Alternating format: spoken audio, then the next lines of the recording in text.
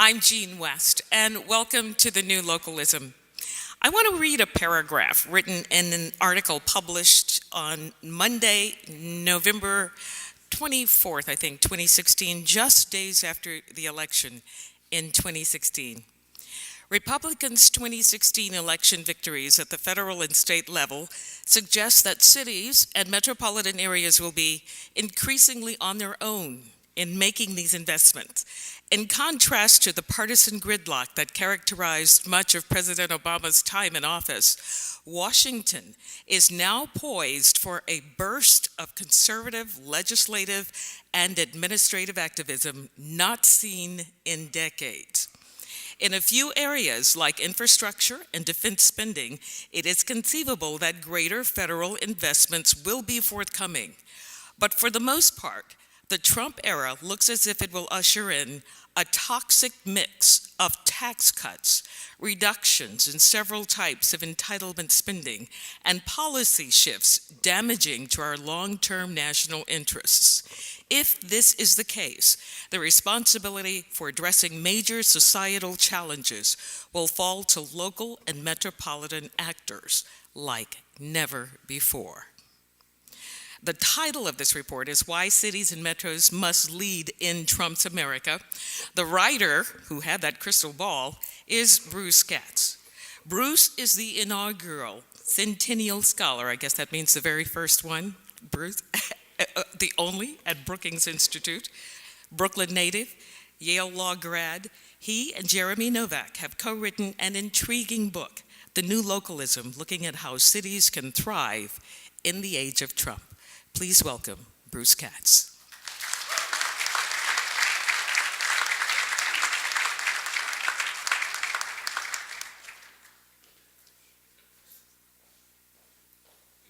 As you were reading that, I was like, God, that sounds a little familiar. First of all, I want to thank Mayor Fischer for his leadership and his friendship, and for an incredible day.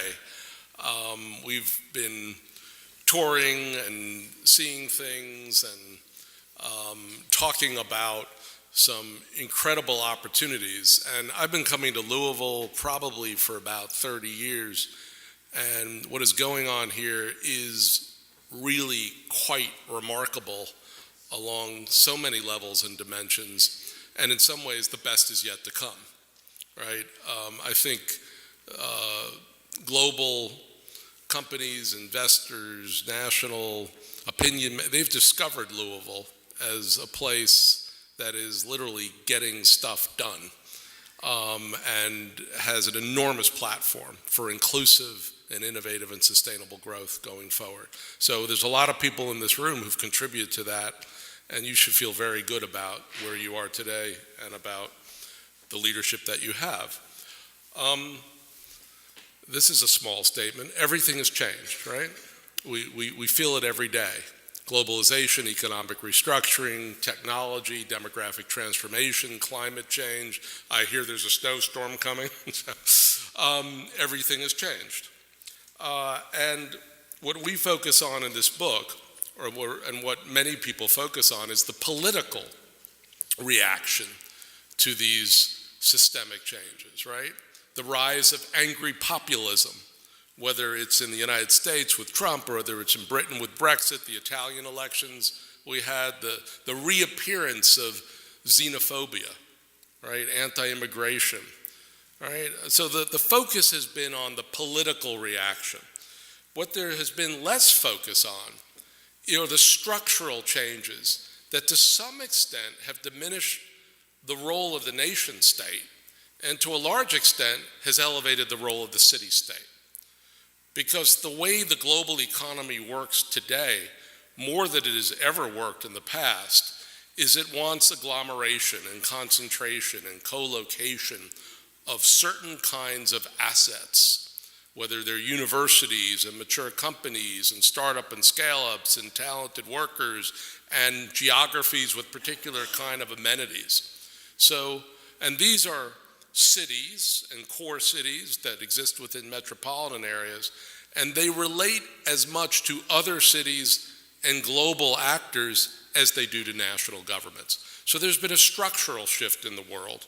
And the reason why cities matter is because they are the engines of national economy and the centers of global trade. And when you get it right and you're purposeful about schools and skills, you can bring a whole bunch of people along for the ride. We have a lot of work to do on that. So there's real economic opportunity in cities. They are at the vanguard of demographic transformation, diversity. Again, when they work well, they're both representative democracies, but participatory democracies. More people can engage in problem solving. And they're sustainable at their core. When you get energy and buildings and transport, particularly in relatively small geographies where you give people choice. What this book is about, The New Localism, How Cities Can Thrive in the Age of Populism, is a shift in power, downward from national governments to cities and metropolitan areas, horizontally from the public sector alone to public, private, civic, university, community. Cities are networks, they're not governments like the national government or states. And then problem solving as an interdisciplinary act across multiple sectors rather than compartmentalized or specialized bureaucracies like those we really created with the rise of the modern state in the middle 20th century. A Department of Transportation, a Department of Energy, a Department of Education, a department for anything that you can imagine, but generally it was specialized expertise. So the new localism is about a shift in power and a shift in how we problem solve.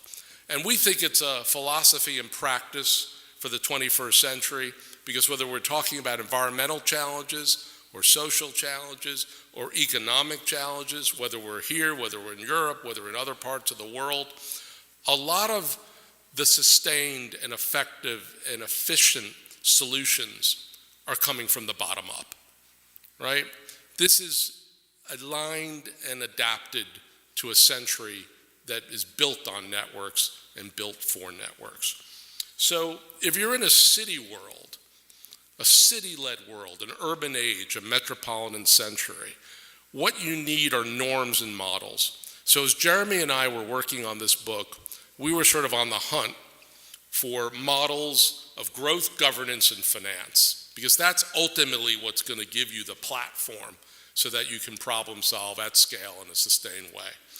And we focused on 3 stories, so I'll quickly go through this. Louisville is in the book, so if you buy the book, you can just look up Louisville in the index and Mayor Fischer in the index, because you're doing certain things here that are just remarkable and transformative and replicable, frankly, in the United States and elsewhere.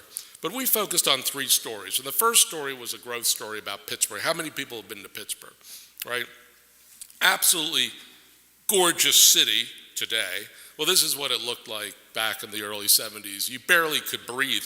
My father's sister married a guy from Steubenville, Ohio, so he was part of the steel supply chain. So I would go to Pittsburgh by myself in the 1960s for my summer. And then I would take about 10 days to breathe, and then I would ultimately acclimate, you know.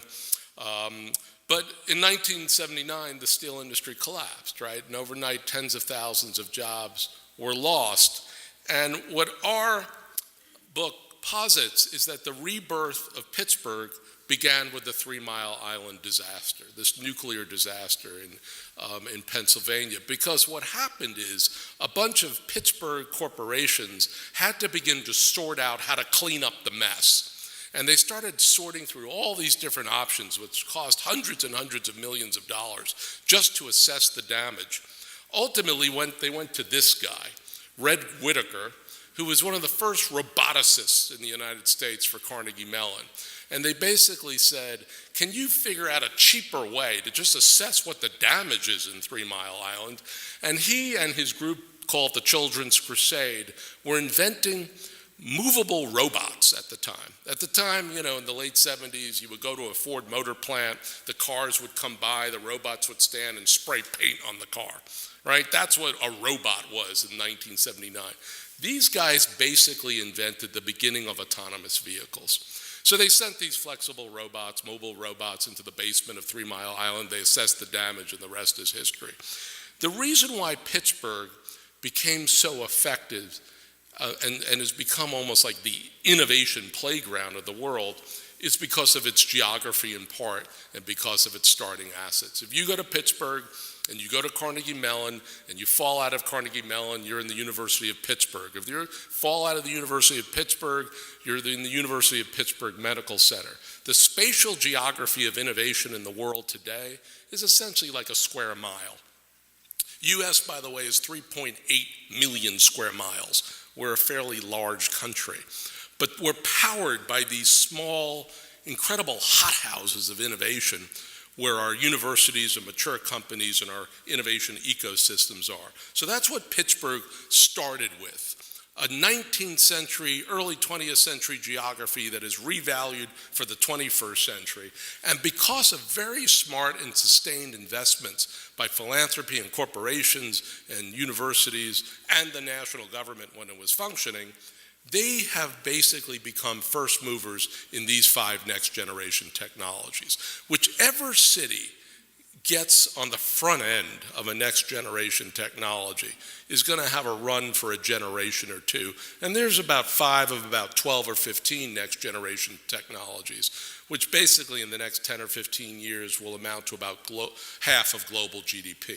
So Pittsburgh has found itself really at the front end of the future.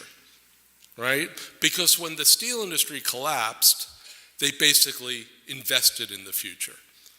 And now it's like an it city for millennials and, everyone wants to be in Pittsburgh. But more importantly, a whole bunch of major global companies, technology-driven, and every company to some extent is a tech company, now go to Pittsburgh not because someone threw a lot of tax incentives at them. They go there because they need to be near the secret sauce. Smart students, smart faculty, smart researchers, smart companies, right? That's why Google and Uber and all these other companies are basically using Pittsburgh as an innovation playground. So here's the notion from Pittsburgh, the big lesson. A city, which is a network, has to think like a system, and you have to act like an entrepreneur. You have to think across multiple dimensions. If you're going to build a 21st century economy, you have to be thinking about higher education and schools and skills and a whole bunch of entrepreneurial kinds of investments. And these tend to be siloed at the national level or at the state level. You have to think like a system, act like an entrepreneur, take risk, right?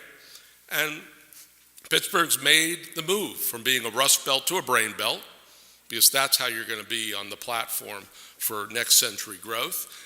They were a maker city. They still are a maker city. They just make different things. So they've built on their historic legacy. And this is philanthropy investing in the long term, right? Taking risks and understanding that, some of this will pan out, some of it won't. I mean, look at that list of technologies which Pittsburgh is leading. We didn't even have names for most of this stuff in 30 years ago. But philanthropy's invested in it, and now Pittsburgh is basically reaping the benefits. Second story is a story about governance, right? And you've made some smart governmental moves with your city-county consolidation, and Indianapolis did the same. But if you went to Indianapolis in the mid-1970s, it would probably look a lot like Louisville at that time. There was nothing in the downtown core, and basically, a bunch of guys would go downtown with shotguns on a weekend and shoot pigeons. I mean, that was the excitement in Indianapolis, right? Kurt Vonnegut, great American novelist, was born in Indianapolis. You have Hunter Thompson, Indianapolis had Kurt Vonnegut. He basically said that Indianapolis was a place that for 364 days you'd play miniature golf, and on the 365th day you'd go to the Speedway. So this was a boring place, right? And what the corporate, philanthropic, university, and political leaders said, we've got to restore the core. If we don't have a center, we don't have a 21st century or 20th century economy, let alone 21st century. So their idea in the mid-1970s was to become the amateur sports capital of the universe. So they began to build all these sports facilities, but right around or in the downtown. And then in 1984, they stole the Baltimore Colts in the middle of the night. That didn't go over very well in Baltimore. And then in 1997, they stole the NCAA headquarters from Overland Park, Kansas. So this is the American story. They're just stealing stuff left and right? They built all these facilities. This was a sports play. But interestingly enough, to do this, the public, the private, the civic, and the university had to learn how to play well together. So they began to perfect essentially the mechanics of collaboration across sector. They set up this Indiana Sports Corporation to go out and steal all the sports. At some point, they said to themselves, how much beer and hot dogs can we consume? So they decided to travel the high road, the Pittsburgh road. I would say the Louisville road, right? And they began to make the move from basketball to biotech because they said we've got to invest in advanced industry, in the innovation economy, because that's going to yield good jobs with quality benefits, right? They created this thing called the Central Indiana Corporate Partnership. It's a place where 60 CEOs of corporations, universities, and philanthropies, not the government is a partner, they come to meet 3 times a year to invest large sums of capital. Now, what they invest in is what Central Indiana is really good at. Central Indiana is really good at life sciences, and particularly medical devices. Indiana is still a production kind of state. And by the way, it's the second biggest exporter of life science products after California. It's got Lilly, it's got Roche Diagnostics, it's got Cummings, and it's got this group of CEOs that invest in life sciences called BioCrossroads, and then invest in a whole bunch of other stuff that enable them to provide the skilled workforce and the kind of placemaking that this part of the economy needs. And then they take an enormous amount of private and civic capital, and they invested in companies, and they invested in research, and then, given their prowess at stealing stuff, they steal faculty from all over the world, right? So they just keep that plagiarism going on and on and on. This is a very successful model of network governance, of collaborative governance, right?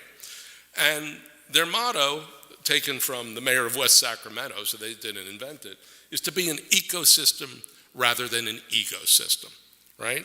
National governments, particularly the one led by our reality TV star, is an ecosystem, right? It's like an exercise in narcissism. State governments at times are ecosystems, but cities are ecosystems, right? That's why they're so powerful. That's why they're so resilient. A couple lessons from Indianapolis. Again, they perfected the mechanics of collaboration. When these 60 CEOs get together, and the governor and the mayor are usually in the room, they meet to decide not to discuss. They don't want to have a debating society. They've got all the information. They've got capital. Let's make investments. Let's get stuff done.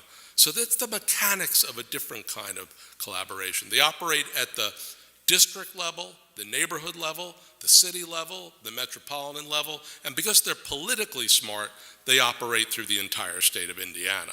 A lot of those initiatives that Central Indiana Corporate Partnership have are statewide as opposed to just city metropolitan. And these are folks that are harnessing private and civic wealth. We have this notion, because we only look at the balance sheet of cities, city governments, that cities are poor. There's lots of pension fund liabilities, et cetera, et cetera, et cetera. Actually, cities are pretty wealthy. They're the engines of our economy in the wealthiest country in the world. This is a place that is harnessing private and civic wealth for public good. Very smart. I'll come back to that. Last bit. How many people have been to Copenhagen? So you must be cyclists. So Copenhagen's an incredible city. 600,000, 2 million in the metro. 50% of the people bike to work or school, a little bit different than the American, transportation system. The local government is very powerful. A lot of power has been pushed down to the local level in Denmark and pretty much through all the Nordics. But here's what Copenhagen looked like 30 years ago. Flat on its back, 18% unemployment, 750 million. Essentially, the city was fiscally bankrupt. Deindustrialization, and the harbor, the core of Copenhagen, had lost its raison d'etre. Basically, the port had moved to Malmö in southern Sweden. So the national government and the mayor got together and basically said, we have to do something remarkable here to restore the core. Same issue as in Indianapolis, right? And they said, what we should do is build a modern subway system. Okay, the only issue is we can't tax anyone a kroner to do this. So now we have to start thinking, right? So what they came up with was a new model. They took all these entities, and the national government and the city government started working together, and they created something called the City and Port Development Corporation. 55% owned by the city government, 45% owned by the national government. Imagine if our national government actually worked with cities. That would be a remarkable thing. They took an enormous amount of land. The Orestad district is the part between the airport and the downtown, and the North Harbor is the part of the harbor where you can look to southern Sweden. So they took all the land, vast amounts of land, and they put it under the control of this publicly owned but professionally managed corporation. So what they basically said was, we want the public to provide the vision, and we want all the revenues from land sales and land leases to go to service the debt on our subway system. But on individual investments, the politicians can't be involved. This has to be professionally managed. And then they built a 21st century subway system. And because they're Danes, as they started to dig up the soil from the subway, they then carted that soil out to the North Harbor and built it up so they now can resist climate change and rising sea levels. It's a virtuous cycle, right? So the former mayor, who's now the CEO of Copenhagen City and Port Development, basically says, we're not here for the quick fix, we're here for the long haul. We're not just selling off properties to meet a budget gap that year. We're basically in it to reap the value that we think will accrue as the city restores its core. So a couple lessons. In the United States, we know what cities owe. We don't know what they own for the most part. You're actually one of the few cities that have done the mapping of your public assets because you have smart leadership. But for the most cities in the United States, we don't know what the government owns.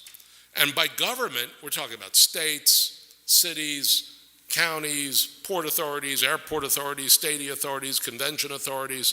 We got lots of government in the US, but it's very fragmented, it's very balkanized. So we don't quite know what we own, and we don't know the value of what we own. And our public entities do tend to be fragmented, so they don't really align the management of their assets. And when we think about public-private, well, there's the public, there's the private. We can't quite figure out how to combine them in a way that really serves the public good. That's what they figured out in Copenhagen and in Hamburg and in Hong Kong and in Singapore. They figured out a hybrid model of public ownership and private management which serves the broader purpose. So this is a really interesting model, particularly as our federal government, like Elvis, has left the building. And the infrastructure plan that was presented by the president could have been written by a 5-year-old. I'm feeling good about the national government today. Usually I'm worse. So how do we create a nation of problem solvers? Here's the challenge. For every Pittsburgh, there's dozens of cities that are still investing in consumption, and they're not really investing in innovation. And to be a 21st century economy, and particularly to have a 21st century fiscal base, you've got to invest in innovation. You've got to take risks. Now you've got, a real interesting cluster here around sort of aging care and a particular niche in wellness because of your companies. And there could be some really interesting investments here for you to be the global leader on what we know is going to be a major part of the U.S. and global market. Every Indianapolis, there are hundreds of cities that are, the sectors are working together, but it tends to be fairly informal, undercapitalized. So stuff doesn't quite get done at the same level or scale as it gets done in a place like Indianapolis.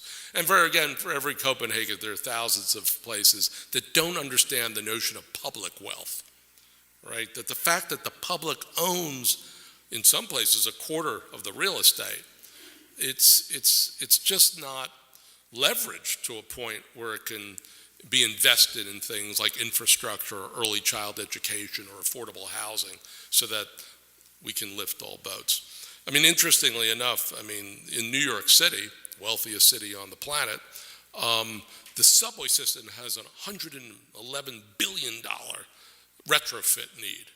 So it's the wealthiest city, right? If they had the Copenhagen model, that would be financed by value capture and the run-up of real estate value. But we just are not structured that way in the U.S. So here's a couple thoughts about how a city gets prepared to prosper in the age of populism. And again, I think the United States is uniquely positioned to be resilient to this disruptive moment. What's your edge?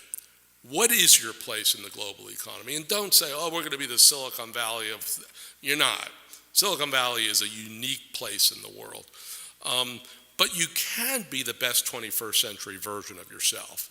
And this place has a particular niche, particularly in some of these sub-healthcare sectors, where with a little bit more of organizing and particularly thinking not just about the sectors and the ecosystem, but the spatial geography of this. A lot of your corporations and your hospitals are basically located in that magic square mile. So you could really leverage this to great effect. And within 2 or 3 years, with the right set of moves, you'd be on the global map. Second, who is in charge? Well, the mayor's in charge, clearly. You all elected him. Metro Council is in charge. But actually, cities are co-governed by public, private, civic, university, community, labor, et cetera, et cetera. So understanding this broader network of institutions and leaders at the city and metropolitan scale, but also at the neighborhood and district scale is really critical. And do you have 21st century institutions? Most of our institutions in the United States were created after the Second World War. These independent authorities tended to be created around that time, right? And every 75 years or so, you've got to basically have a remake. You have to have a repurposing. You have to have a rethink. A couple things have changed since the end of the Second World War, last time I checked. And my sense is we're in the 21st century, mostly with 20th century institutions. And that's why we basically put up these Central Indiana Corporate Partnership or Copenhagen City and Port Development Corporation, or what Cincinnati's doing with the Over the Rhine District, or St. Louis is doing with the Cortex District, or Hamburg's doing with Hafen City. These are 21st century kind of institutional moves. And the question is, how do you modernize your institutions to align with a very different set of possibilities and a very different set of challenges? So, we think new localism is an antidote to populism. Populism tends to focus, particularly when you have demagogues, on exploiting grievances, right? This is like a Huey Long moment in the United States, right? But new localism is a way to solve problems in pragmatic, affirmative, adaptive, and replicable ways. And to do that, we've got to build a new set of leaders and a new set of institutions. So we, obviously it would be great to have a mildly functional national government, and maybe we'll get one. Right now, for the most part, it's a health insurance company with an army. So, and if we could just do those two things well, maybe we can take on the rest. But we need a different sense of agency at the local level to really perfect new localism. So, for some reason, I sent over the speech I'm giving in Brussels in 2 weeks, but it's okay. I'm not sure how they're going to accept this in Europe, but in any event, they need to at least understand some of it. I think this is a remarkable moment in Louisville. I think you have come a long way. You have made a lot of smart moves over the last several decades, and this could be your time, frankly, to be at the vanguard of new localism. Thank you very much. It's an absolute pleasure to be here.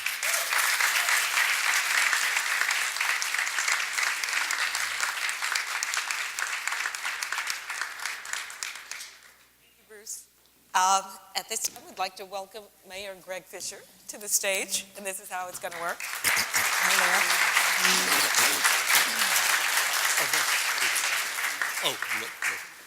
We're going to talk for about 15 or 20 minutes, and then we will allow you to ask questions if you would like.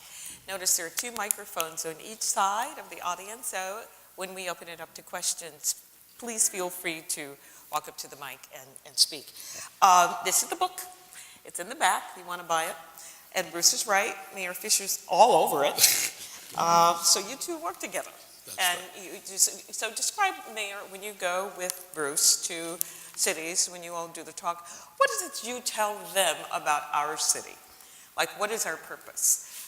What do we want to be? And how have we gotten there? What do you see? Where do you see us going in the future? There's an interesting story about how we met when I was elected mayor. I'm a business guy that just happens to be mayor. I said, we got to have a good plan for the city. Who's the best at doing city planning in the world? And Bruce Katz was the best. He'd worked here before helping us with our merged government strategic plan.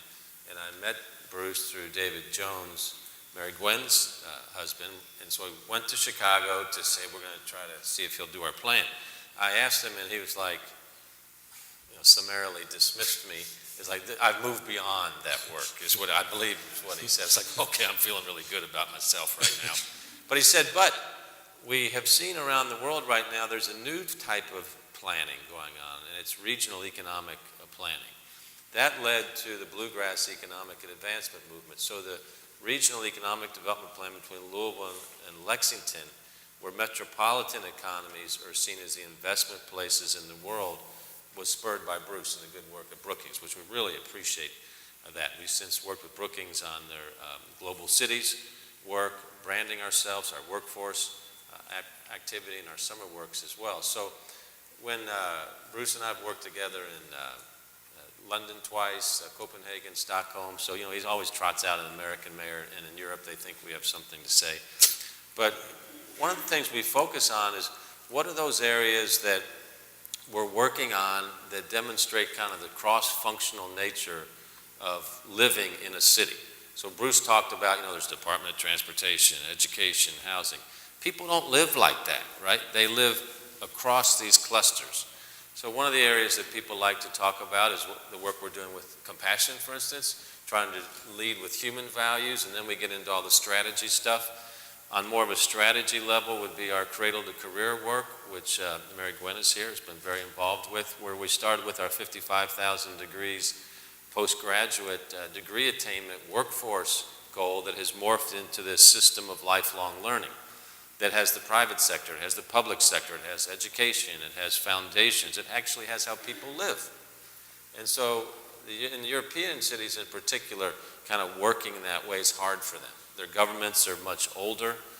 They tend to specialize more, so this idea of cross-collaboration is quite new, and we kind of lean into that because we're a little better with chaotic kind of entrepreneurial environments here in the States. Bruce, you talk about social capital in your book. Can you expound on that? Yeah, so if you read the book, the first line says this is a book about reimagining power. Because a lot of times when we use the word power, we think of governmental power. And I think what cities really have is market and civic power.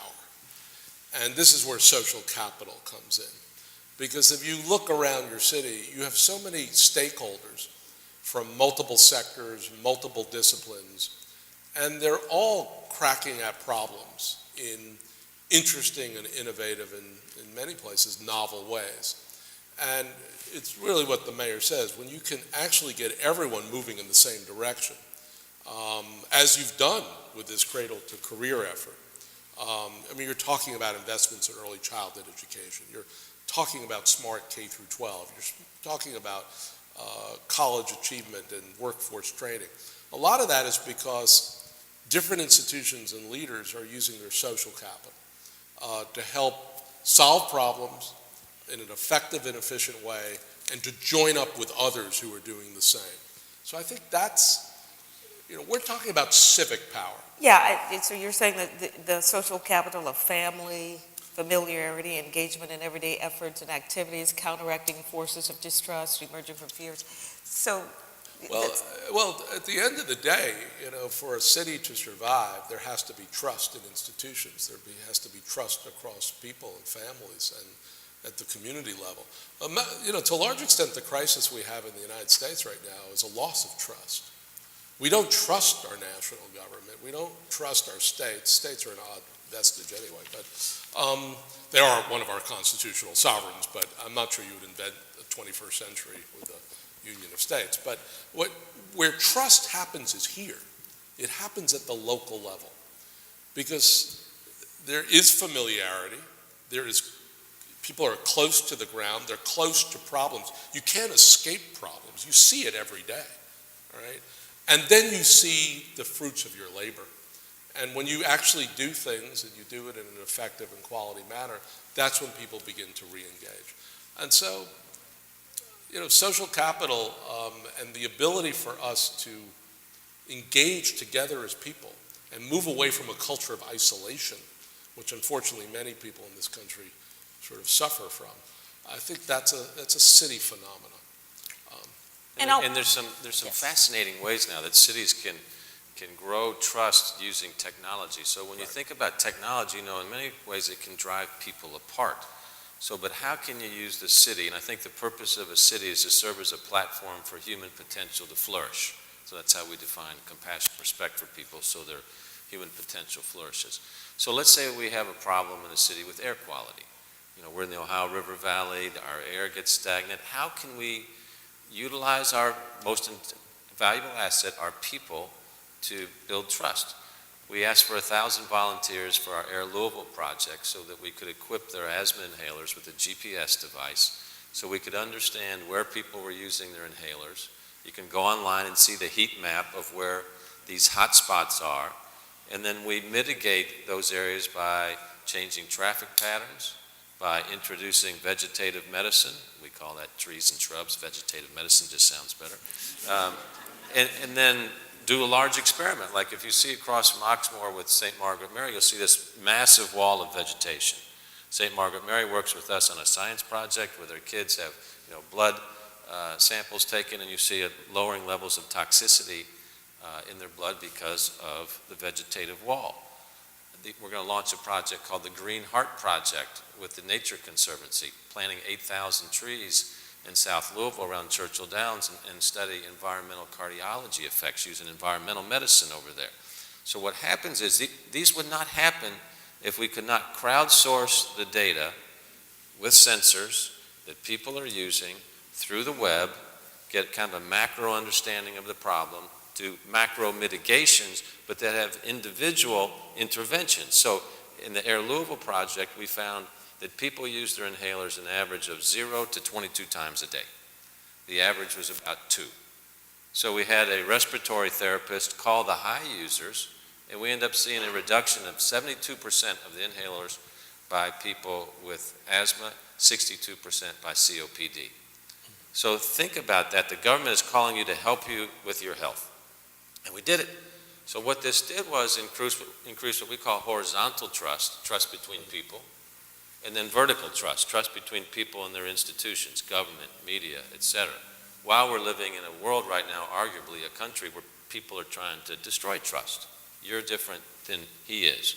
You're black, you're white, you're Muslim, you're Christian. You should not like each other. No, we need to pull ourselves together in an interdependent way. That's the beauty of a city. in almost every instance that you mentioned in your cities, the one constant was an institution, a very strong institution. And the quote that you have here from Daniel Patrick Moynihan said, he said, if you want to build a great city, create a great university, and wait 200 years. Your insight was, you said his insight about the power of platform institutions was spot on. Leadership excels and thrives when it has the right institutional base and support. Mayor Fischer, does it concern you that our flagship university is struggling right now? And it appears that that is something that we're really going to need to fix if we're going to catapult like these other cities. Well, sure, it's a concern. But the good news, I think, is the momentum has shifted. We need to make sure that our new president, that she strongly believes in the power of town and gown relationships. In other words, lean into the city. Think about us as a platform for experimentation and civic innovation. That's what a city is. So a university, whether it's the social school, whether it's the business school, the engineering school, will all look at this platform that we are as a city as ways to collect data, do research, experiment like we've done at First Build. First Build was a combination. We were city government. We went to GE Appliances and we said, we want you all to release your intellectual property challenges so that our makers or hackers or entrepreneurs can get to work on those. Well, of course, they thought we were crazy. But they had described the problem that they were being out-innovated by the Koreans. The Koreans were doing new product development in 18 months. It was taking GE almost twice as long. We said, what do you have to lose? So they ran a pilot, and they released their challenges. We brought our makers and hackers together and came up with incredible innovations. So then Speed School, GE Appliances, the city came together to create what we think is the world's best co-innovation space. It's called First Build. It's on U of L's campus. Co-manufacturing, rapid manufacturing. So you see, that's the power. That's what you see in Pittsburgh with Carnegie Mellon. So we have the ability to replicate that in many different ways, on education, with Cradle to Career, with healthcare, with reducing violence through the Kent School. So I'm very encouraged about the possibilities. So we need that leader that says, anytime a group of people get together to talk about advancing the intellectual and human capacity of our city, somebody from the university is there. We have the faculty to do that. You want to talk about Casper 3D? It's also mentioned in the book. Casper 3D? At U of L? Yeah. Okay, so this is a perfect example of how we start with First Build. So think about that as advanced manufacturing, innovation by crowdsourcing ideas through the internet anywhere in the world, and then that extending into advances in 3D printing. So as probably people are aware now, you 3D print a replacement part for a specialty automobile. We just came from Austin, South by Southwest 2 days ago, where they're showing 3D printing of affordable housing. So the smart play with U of L, they set up an institute for training of 3D, large 3D machines, 3D printing machines, et cetera. So it shows you these extensions that once you start innovating, then other innovators start showing up. Other needs start showing up. Then you start creating a perception and brand for your city. Great cities are focusing on innovation and globalization. So you hear us talk about innovation, inclusion all the time, and you hear us talking about becoming a more global city. And the higher your rate of globalization, usually the higher your rate of entrepreneurism as well. That's just one of the reasons why it's important that we're global. I'm taking that even further. Take a city like Bentonville, Arkansas, where Walmart, corporation, is based. And as I understand it, Walmart has required all of their vendors to have a presence in Bentonville, which brings in companies, families, homes, schools, etc. Have you found that that works as well? Well, it's a great example of a company town. We haven't had one for a while. But I think, look, they understand the quality of place. I think that's very much what Walmart, they may have destroyed the quality of place in a lot of other parts of the country, right? Because as they moved to big box, and we saw a lot of our main streets, sort of decimated. But back in Bentonville, they have tried to build a place that is really sort of replicates almost Main Street, small town America, what the British call high streets, and they've really demanded, you're right, of their vendors to have a presence. What we've got to base, look, we're up against and this is really why populism has raised its ugly head. Again, we've had periods in the past, late 19th century, early 20th century, we had a populist revolt. Whenever there are these disruptive economic moments, and whenever these moments where there's cultural anxiety and insecurity, that's when populism begins to emerge. It's a revolt against the elites when there's a sense that it's not really working for us. And so I think what we're trying to posit is it's not entirely clear we'll be able to fix our broken politics at the national level or even at our state level, given the excessive partisanship and ideological polarization.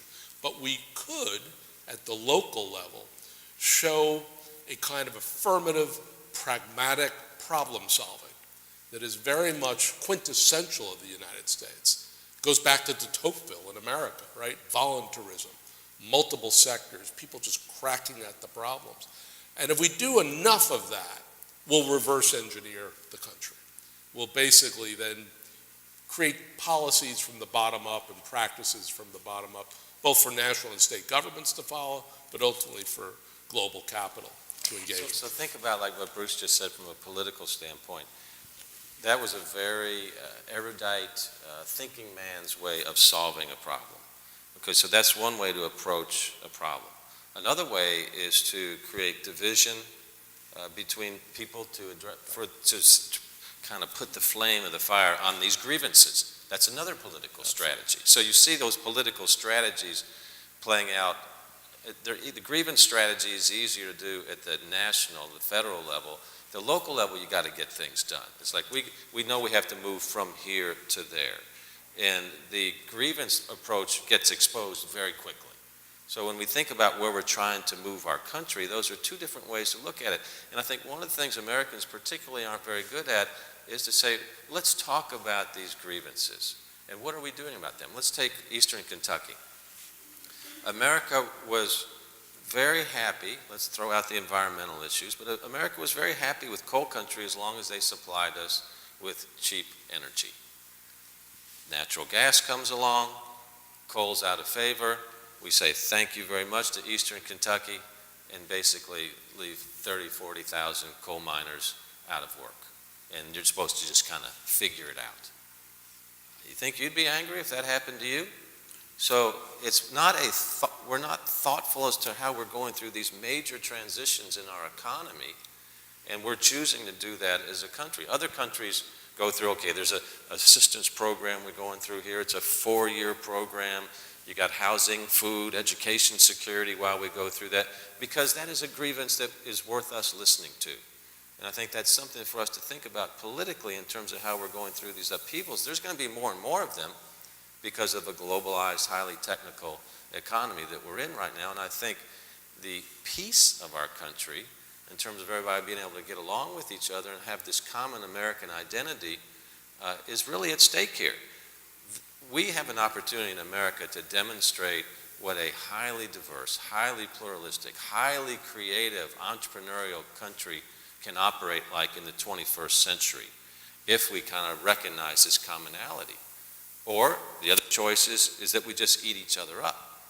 That's not sustainable long term. We're going to get to the other nice spot. The question is just how long is it going to take us to get there? Is that what you see in the United Kingdom right now with Brexit? Yeah, I think most of Europe right now is struggling with either large-scale migration, which happened over the past 40 years, that they never really grappled with, and now the new refugee crisis in Sweden and Germany. And they're having a really hard time assimilating and integrating these folks into their culture. The U.S. for a long time, this is what we excelled at. You come here, you work hard, you play by the rules, you're an American. You know, that was the plan. Things have become a little dodgy the last couple of years. Hopefully we'll get back on track, because it really is, it's why the rest of the world understands why we're so resilient and powerful, because we are the world.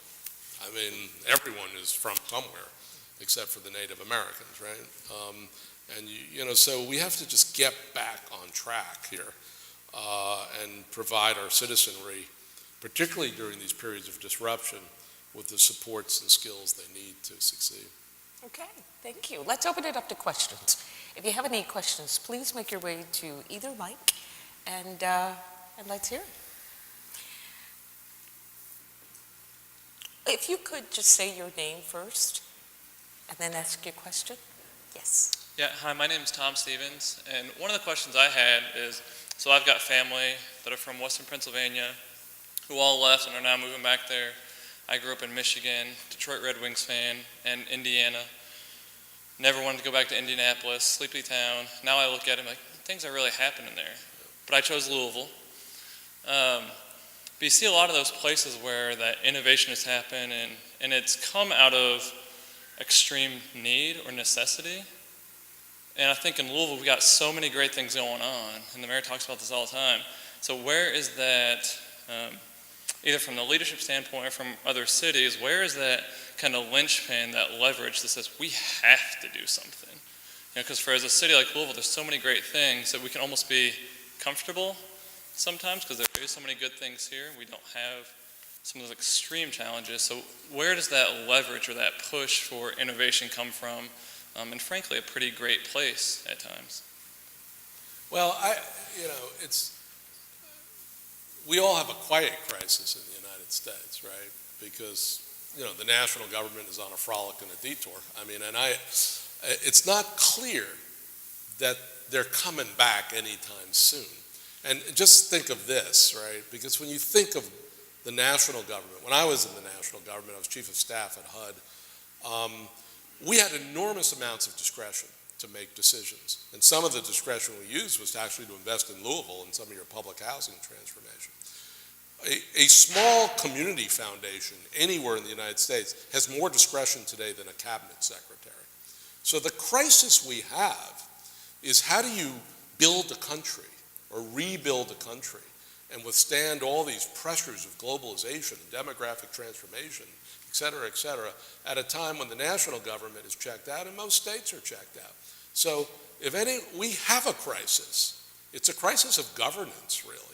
And we have to basically reinvent how we govern cities and metropolitan areas so that we maximize their economic prosperity and we maximize shared prosperity. We bring more people along for the ride. If we don't do it at this level, it's not going to happen. That's the crisis. It's different than the steel crisis, in Pittsburgh in the late 70s, but it's a crisis. So no one should be complacent because we're in a really different world today. Hello, my name is Christopher Heath. My question is regards specifically to Louisville. With years and decades of deinvestment of in corporations past 9th Street, how do we recreate that here in Louisville to reincorporate diversity and inclusion of all communities here to make sure that we're bringing in businesses that are inclusive of everyone? Yeah, so, the West Louisville has been depopulating since the flood of 1937. There are 60,000 people that live in West Louisville. At its peak, it was about 140,000. So some severe challenges. Fortunately, we're going through a renaissance, not just in our whole city right now, but it's also starting in West Louisville. So we have $13 billion of capital construction taking place in Louisville or announced. About $1 billion of that is happening in West Louisville. So tomorrow we're making the announcement, or we're doing the groundbreaking on the Passports headquarters on the west side of 18th and Broadway, then the YMCA on the east side. Our first bus rapid transit line is going there. The Russell neighborhood, Beecher Terrace, is because of a Choice Neighborhood Grant. We were one of the last cities to win one of those. It's going through a $300 million mixed income, mixed use opportunity. We're putting public money to work there. Waterfront Park Phase 4 will be from 9th to 15th Street. So we're seeding West Louisville again with the biggest investment that's taken place since the flood of 37. The Russell Neighborhood Association has driven this plan. So major community engagement to say, what does the future of your community look like? The development of minority wealth is a big part of this plan as well. It can't be folks coming in, extracting wealth and leaving. You've got to grow wealth in the community. The wealth gap between black families and white families is about 10 to 1, white to black, because black families could not buy homes because they were redlined by basically institutionalist racist policies. of 50 years ago, so they couldn't grow wealth through their homes. It's a major problem for our country right now. So what you'll be seeing taking place in West Louisville from now over the next several years is a down payment on moving much of that forward. When you think about West Louisville's proximity to downtown, how far is 9th Street from downtown? A block, okay? So as that comes back with investment, you'll see people's confidence grow, you'll see the natural development of the West. So that's how we're seeding it. Government can seed, and then the private sector has to come in and follow on off of that. And we're seeing a lot of evidence of that right now. You're starting to see people buy property in West Louisville. You're starting to see a resurgence in Portland. So, I'm optimistic there, but we got a long way to go. Bruce, you want to respond to that because you're familiar with Louisville and the West End too? Well, I think what the mayor's described, we have to change our mental map of our cities. Because, look, there's a 9th Street in every American city, and it basically divided black and white. And a lot of it is about downtowns and the near downtown areas. And we didn't think about this for a long time, right? But now what's happening is downtowns and central business districts and innovation hubs have been completely revalued by the market. Again, I always talk about this large country we live in, but where basically there's 250 to 500 square miles that is demanded now by the market and people, and downtown Louisville is one of those places. So shame on us if we can't basically rethink our mental map and again grow in a way that is fundamentally inclusive. We're smart and strategic enough to do this, but now it has to happen from the bottom up. You can't look up and say, if only the national government would do X, that language should be banned from the United States, because it's not going to happen anytime soon. So we have to invent a different financing system, a different governance system at this level to basically crack that barrier. And we have to think about problems that are long-term in the making that are going to take a while to get back on track. Education is a example A. Our least resourced kids show up 3 years behind our most resourced kids at the age of 6 in kindergarten. Maybe 10% of the kids show up or catch up. So our Cradle to Career system of lifelong learning, is about addressing the whole child, the social and emotional child, the physical and mental child, not just a classroom child. So we have to reframe how we look at development of our youth in a rapidly changing environment with non-traditional family structures. Now, we may wish that our families were more intact, but many are not. So, as I said, mayors are in the reality business. That's the reality. So we can't wait for families to get back the way they were. We have to emphasize our interdependence and change our systems so that we're addressing that whole child. And that's what Cradle to Career, Louisville Promise is all about. It's very difficult, but very important.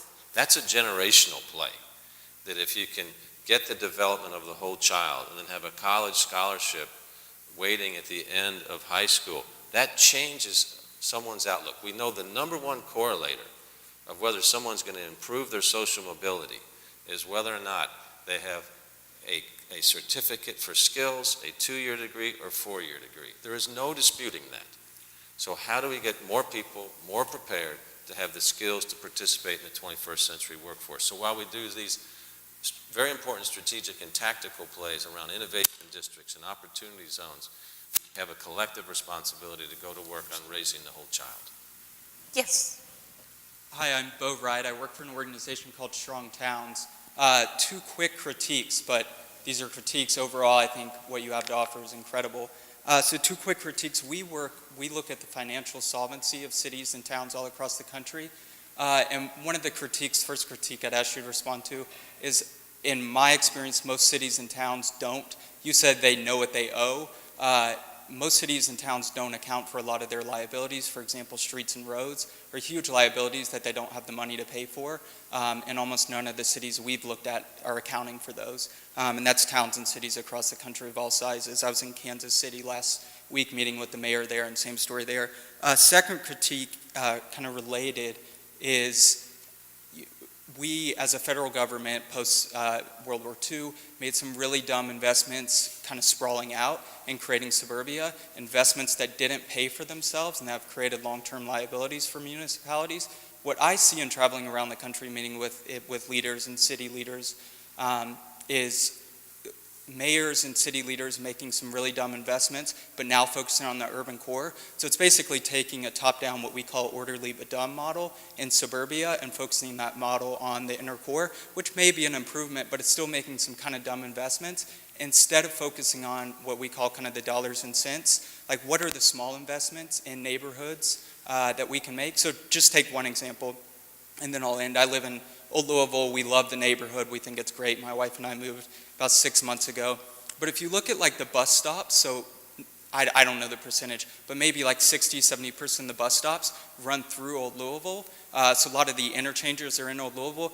It's a very mixed income community. My wife and I moved there for that reason. We wanted to be in that kind of neighborhood. But if you like count the trash cans, there's no more trash cans in Old Louisville than say the Highlands. So we have a lot of transient kind of population coming through. So trash day is Tuesday. By Thursday, our trash cans are overflowed. So I see a lot of, I use as an example to say, I see a lot of cities still focusing on big projects and still missing a lot of the small incremental investments that they can make in core neighborhoods to make those places a little better. I offer that as a critique. I love Louisville and love what you've done, Mayor Fischer, so thank you. Well, it sounds like we got a lot of low-hanging fruit there. I mean, those should be easy problems for us to fix through our council folks, our Center for Neighborhoods over here. So, I don't know, do you know Tom? Do you guys know each other? You guys ought to hook up there because he's doing the tactical work that you're talking about, and we would love for you to help our city. Thank you. Yes, please. My name is Peg Walton. My question is, what happened to the proposal that cities like Louisville or Lexington could tax themselves and that the citizens would be allowed to choose the items that they would prefer to be taxed on? It would be an independent move, but it might be a way to add a little money, work on infrastructure or maybe a bike trail. So what happened to that? Did Kentucky turn it down? Yes, we have to have the state constitution changed so that cities and counties have the ability to put a investment before our citizens and allow us then to vote on it and fund it. So we're preempted from doing that by the state government. So we worked on that called local sales tax for quite some time because in Louisville we generate $2.5 billion of taxes a year. Kentucky is a very centrally driven tax collection state. So all that money goes to Frankfurt. Guess how much we get back? $1.2 billion. Okay, that's why we have an occupational tax, because we don't have enough money to, from the tax receipts we get back to provide the services, so we have an occupational tax. So we fought hard for 4 years. This session, the focus is on pension reform, and then theoretically tax reform is going to follow after that. If all that takes place, what we've been assured of is that local control will be more of a priority as it comes to taxation. Because think about this, we've got really a tale of two cities, and it's difficult in rural states like Kentucky. You have thriving cities like Louisville that, you know, you see a new Omni Hotel, you see a new Passport headquarters, you see a new bus rapid transit system. The people from the rural areas come in with unemployment's level of 12 or 15% and all these challenges. It's like they're not feeling the love. So, but our argument to the state capital is let us flourish. Just let us flourish more. We're not happy to send 50 cents on every dollar out to the state, but let us create more 50 cents for ourselves as well. So we're going to keep fighting for local control and local option. Please let your state legislator and the governor know. Yes, go ahead. Hi, Liam DeClivelo. Really enjoyed the presentation and the panel. So y'all have talked a lot about the national political environment and why that raises the need for this new localism. And we all know that part of the reason we have the national political environment that we do is a feeling of joblessness, reaction to deindustrialization.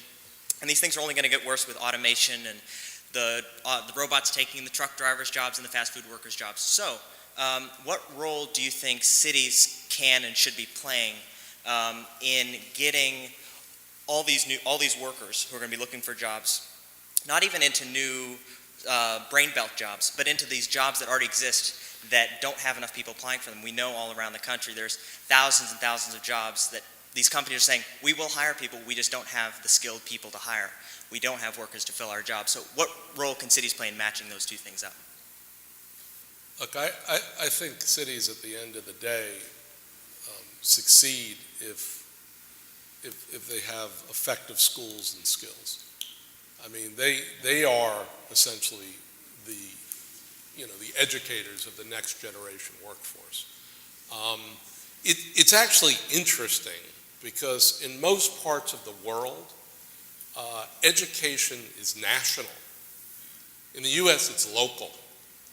In most parts of the world, by the way, housing is local. Here, it's national. So we're sort of a little mixed up and a little different from most mature economies. But the responsibility and to some extent the decision making on whether you can invest in Cradle to Career, whether you can be a place that starts, as the researchers tell us, to invest in the child from 0 to 3, from 3 to 6, in K through 12, in post-secondary education.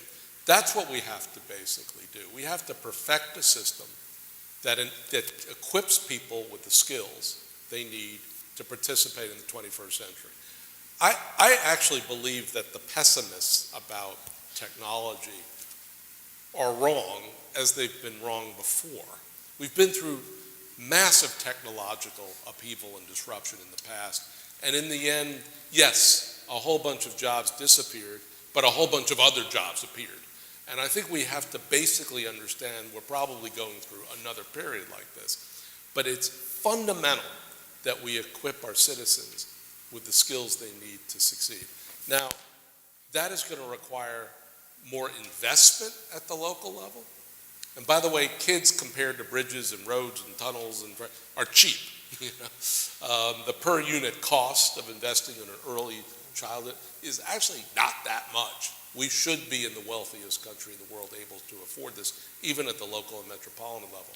But then I think we have to expose kids in a very different way to, you go into a school today, not every school, and not particularly the 3-year-olds, but most kids are walking around with this. They're more technologically sophisticated than most of us of a certain generation. We've got to basically shift our curriculum to reflect this technological prowess and understanding that the next generation has. So we have a lot of work to do, but for a good portion of American cities and metropolitan areas, it is fundamentally possible. And once one city innovates and cracks the code, other cities follow. This is a rapid circuitry of innovation. It's not like send it to the committee on X and we'll table the bill and 5 years later something might actually happen. No, this is rapid response and rapid replication. I think the other question is, how do you pay for this type of stuff? So, as Americans, we kind of think we're exceptional as a country, and we are in many ways, but we're not in other ways. When you take a look at some of the developed countries that we compete against, they've decided on a different social contract with their folks, where it starts with early care, with child care, universal high-quality pre-K, so they don't have these gaps that we see, these large gaps. In America, it's mainly between kids of color and white kids and Asian kids in terms of this gap. The gaps aren't sustainable in terms of growing an economy where everybody participates in. Also, in most advanced countries, post-secondary education is provided as part of the taxation system. So that the society is basically saying to everybody, we value you having skills and being able to participate in a future economy, and we recognize that everybody's not starting at the same spot. And we think that's kind of fundamentally a not competitive thing and not maybe a morally fair thing as well. So America needs to think through that. And you're starting to see some states provide universal pre-K. You're starting to see states like Tennessee that are providing free 13 and 14, a 2-year degree. You're seeing us with Cradle to Career trying to figure out how to do that from a private-public, philanthropic standpoint. And if we don't adjust to this world, this new world, our competitor countries are going to outskill us. So I think we're going to figure it out, but the question is, when are we going to figure it out? And when, as a country, do we look at kind of the whole cost of either investing or not investing in a person? We have the highest rate of incarceration of any country in the world. and it costs $30,000 a year to incarcerate somebody. Just take 1 year of that and invest that in a person's education pathway to really build a sustainable economy. The amount of debt that our youth have now coming out of college, and many that don't have degrees, that is not a sustainable pathway forward for us in our country. So I just encourage everybody to realize it does not have to be that way, okay? People make these systems. Some of ours are beautiful, some of ours are screwed up. Our job is to work on the ones that are screwed up to make them systems that work for everybody. 2 more questions, please. Hi, my name is Chad Frederick. I'm a recent graduate from the Urban and Public Affairs PhD program under David Ambrosio. In fact, your son was in my sustainability class. I taught the course. He's a very sharp kid. Congratulations. Okay. So anyway, it seems to me that a lot of the stuff that you guys are talking about is sort of economic development leads towards quality of life. And I was wondering if you'd considered the possibility that places like Copenhagen and cities in Europe and some of the other successful cities in like San Francisco and Portland have it backwards. In other words, they develop their quality of life, and that leads to economic growth. Right? Have you considered that at all in this book? Well, actually, I mean, when you read the book, when I read the book, and there are books on sale, you have to be shameless as an author, right? We focus an enormous amount of the book on quality of life and the power of quality places. Actually, it gets back to some of the prior questions. And when you can match up what we have in the United States, which is a network of advanced institutions, a workforce which has enormous talent, but you still have to work on it, risk, entrepreneurship, the chaos of innovation that we have here, with quality of place, we're unmatched. There really is no other part of the world that can put all that together. And the last piece is access to capital, which is not universal, but is much better here than in most other parts of the world. So for us, quality of life and quality of place is fundamental. And I think what has happened in the past 15 or 20 years is we have begun to discover our cores of our metropolitan area. Remember, look at that picture of Indianapolis. That was up there. Indianapolis was sort of a wasteland. Most American cities had depopulated and decentralized, subsidized to a large extent by the national government. So we're reversing those trends right now. So I would fundamentally agree. This is a big part of it. But quality of place alone won't get you there. You really need to invest in advanced institutions and the ecosystem of advanced research institutions, mature companies, startups, scale-ups, and skills. You've got to invest in all of it. Quality of place alone won't get you there. It might get you a good consumption economy. It won't get you a good innovation economy. Where is there? If you could describe there. There is to have an economy that's not only innovative, but inclusive, an economy that's sustainable, right? So I would say that the U.S. right now is reversing decades of sprawl, where decentralization was the order of the day, subsidized again by the government. And we're reversing that, partly because of smart policy, partly because of big changes in market and demographic dynamics. We are a very small portion of the way towards building the strong cores and economic bases we need to both survive a disruptive national and state government, but also provide a base and a platform for achieving, the kind of investments, providing some of the investments we're talking about. So I would say most American cities in their cores are probably about 25 or 30% of what they could be. Literally. Gets back to this complacency issue that was raised before. Hey, things are looking pretty good. There are a lot of cranes in the sky. Things are going well. We're 25 or 30% of what we could be in the cores of our cities and metropolitan area. We have a lot of work, because that's your fiscal base. That's the way you can invest in your kids. That's the way you can invest in infrastructure. So quality of place, absolutely, totally buy it, big part of our narrative. It's not sufficient. It's really not sufficient. When I go to Copenhagen, the only thing they want to talk to me about is the innovation economy. How do they become more innovative, right? Because if you're a greater innovation economy, you export more, which is a great way to build wealth. You import more of foreign investment and foreign. They're trying to basically copy what we're good at. We're trying to basically copy what they're good at. Last question. Yeah. My name's Dan Borsch.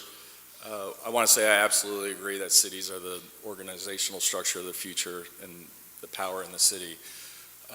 In Kentucky, unfortunately, the rural legislature dominates the rules we operate under as a city. Mayor touched on some of the monetary differences, but there's also plumbing codes going to Frankfurt, trying to get things changed. It's not happening. Under the assumption that power in cities is the most important organizing principle going forward, how much of an effort do we as a city need to put into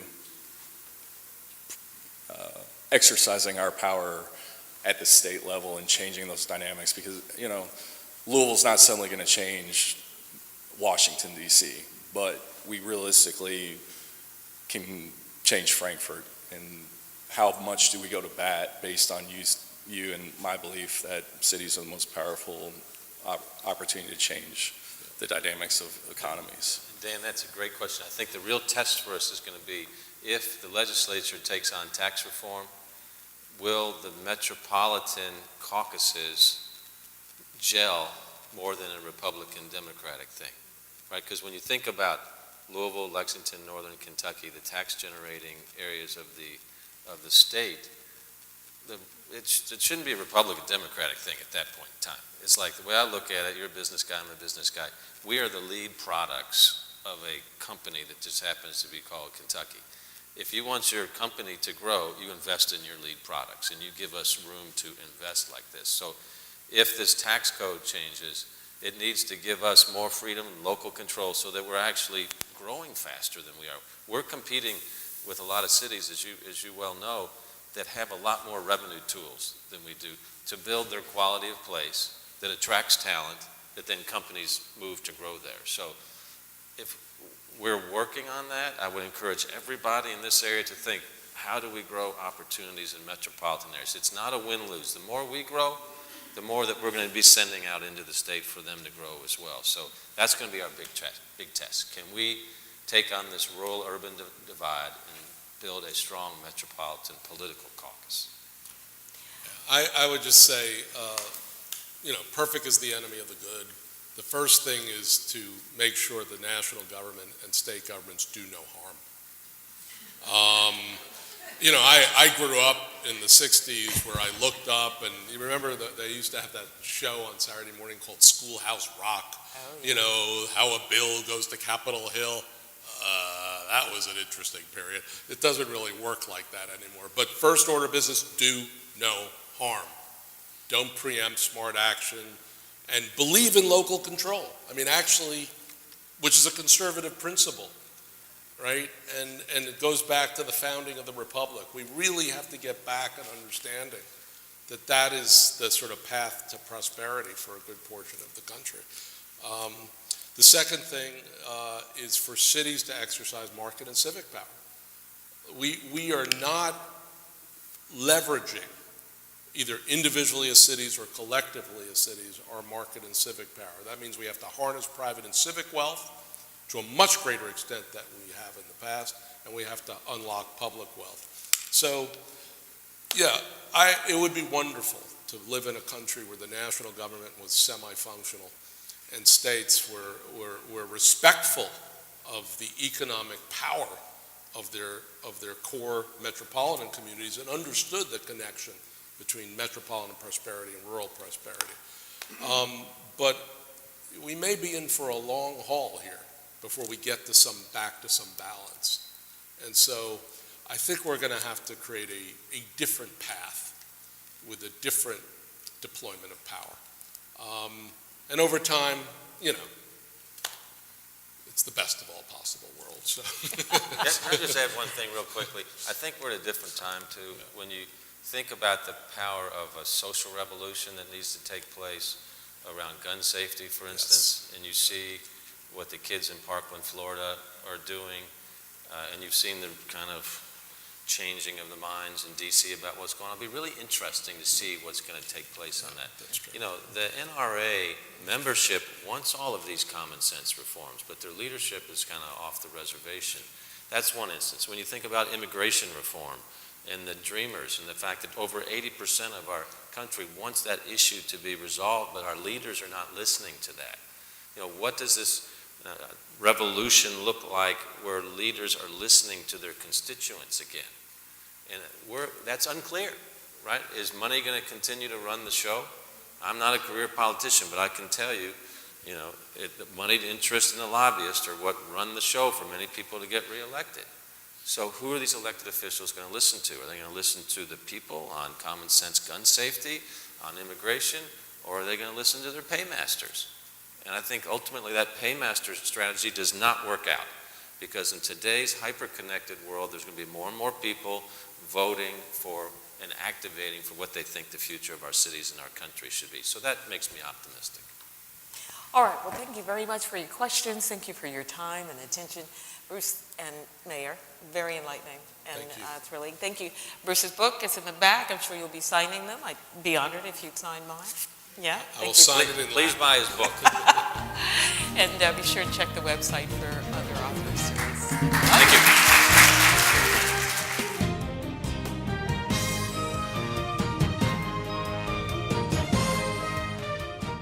This has been a Metro TV production.